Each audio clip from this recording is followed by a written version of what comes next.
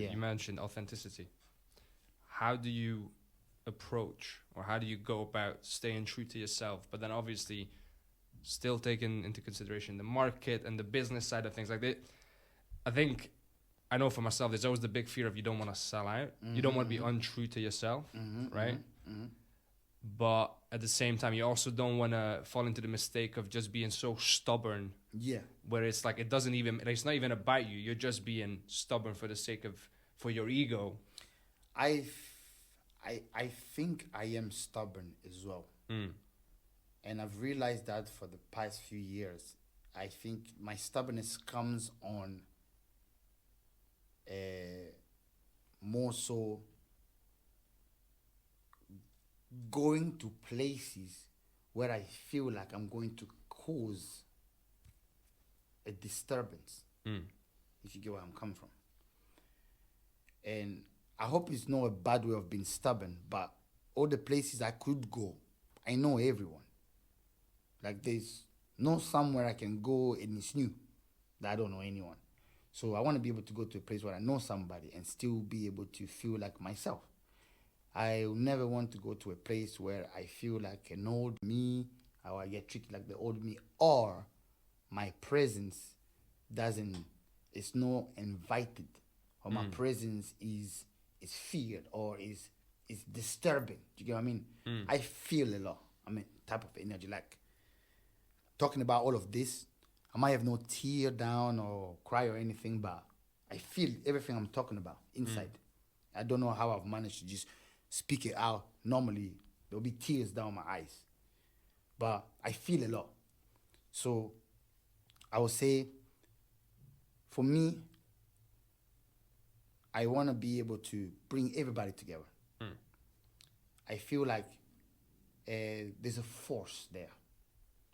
There's a strong, powerful force. When we used to dance together as a unit, we got noticed. We really got noticed. When we used to dance together in the street without having a studio, everybody talked about us in every area. The studio people, not studio people, call them studio people. The dance studios, the college dancers, they talked about us because we were a big number in the streets. But now, the industry and the culture is becoming very commercial and business orientated, which defeats the purpose. So for me, it feels odd to be at certain places. Right. Because either is a stunt or a pro. Maybe that's just me overthinking. I don't know. I do that a lot. But it feels wrong being at certain places if the narrative is just for them to be successful. Me. I'm going to be successful. Yes. We love to dance. We are a community, but this is my clients. This is my students. Oh, they can't go over there. This is my student. This is my client. You get that kind of a lot. So, for example, I have dance clubs. I have loads of kids that I teach, as much as I can make money out of them because I have to make an income and a living and everything. I don't get up to go to these classes because I have to make money. I go there because I love what I do. I love to dance. I love to teach them. I like to watch their brain learn something. I'm like, yes, I'm doing something. All of that is what I love to do. It's not about having 100 kids constantly being there and turning them into little minions of me.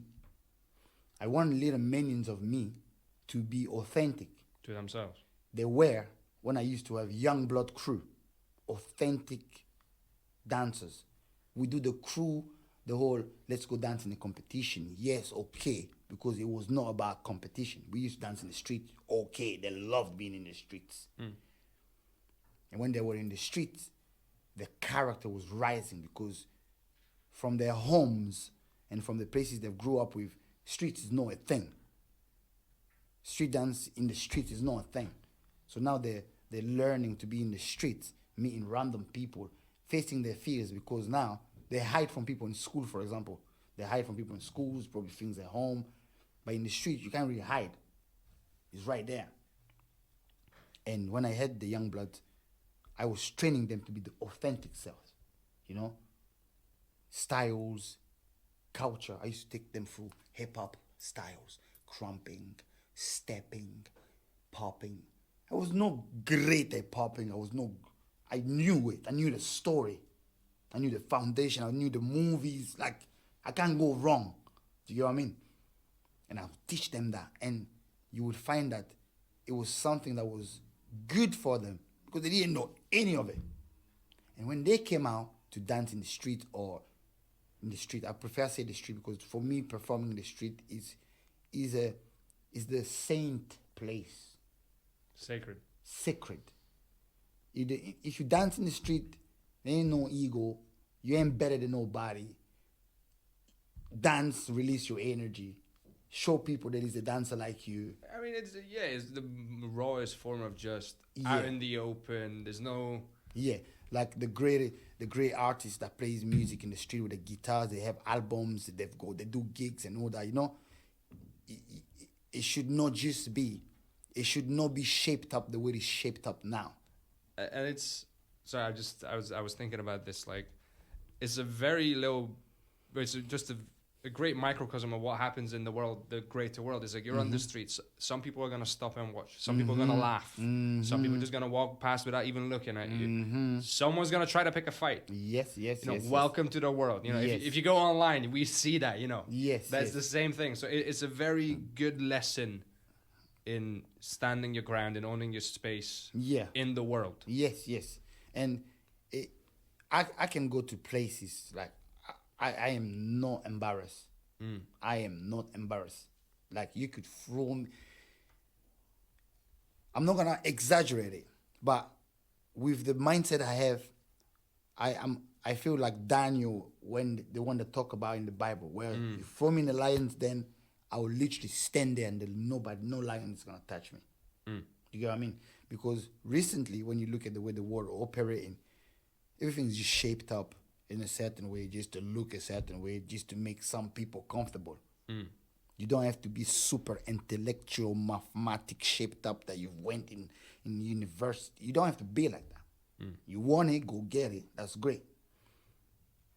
Life is about feeling great. You're feeling just okay with feeling content with yourself and working. Feeling great, like you should be able to feel good about what you do. It shouldn't be. You get what I mean?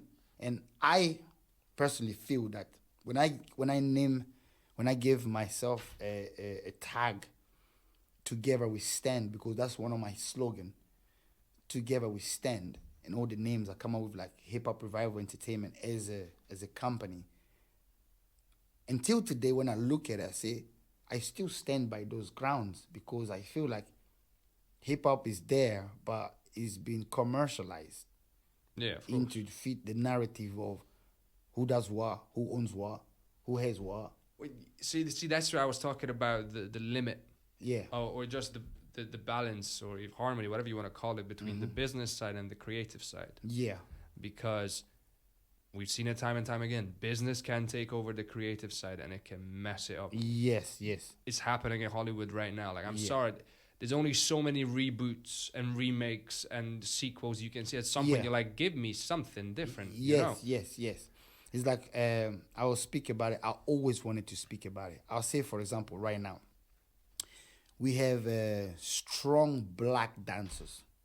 Yeah, black dancers, African descent, that grew up in Scotland, and then they've made a name for themselves. Myself, the likes of Divine, Goddess Divine, Christian, Levon, Lebi.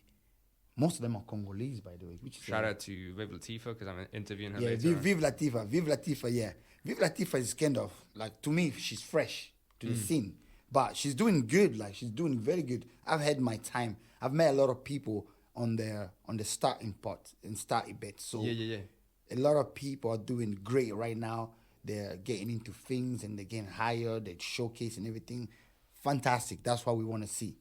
But I've probably made majority of them before any of that happened. Mm. Do you get what I mean? So Yeah, from yeah. what I'm standing, I know the nitty-gritties of what was before where they are right now.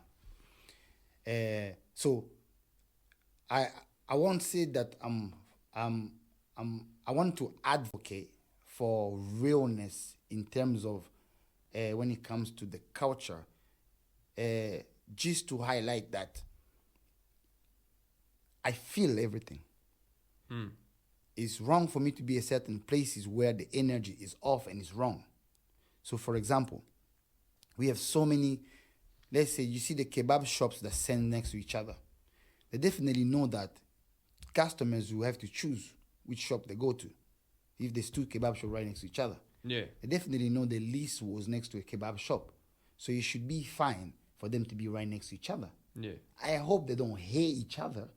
They're like, you know what, I'm gonna burn the shop at night when you're asleep because you're right next to me. This is pretty much 24-hour shops, news station right next to each other everywhere. Which is understandable with why we could have all the studios everywhere. But for me personally, I feel that we could be more united, starting with the main how do you call it, main like pioneers, people that are really doing something the same, united, and also other dance schools or other dance organization in order to support not just one narrative, all narratives. Do you get what I mean? As much as I'm standing here, I talk a lot about streets because when I say street is what is really happening. You get what I mean? What is really happening when every kid leaves a dance competition, they're either in the house or in the streets. When every kid leaves their house, they go out in the street. Where anyone that leaves their home to go anywhere to search or to adventure is in the streets. So we should be able to bring back or still highlight the street aspect of where hip hop came from.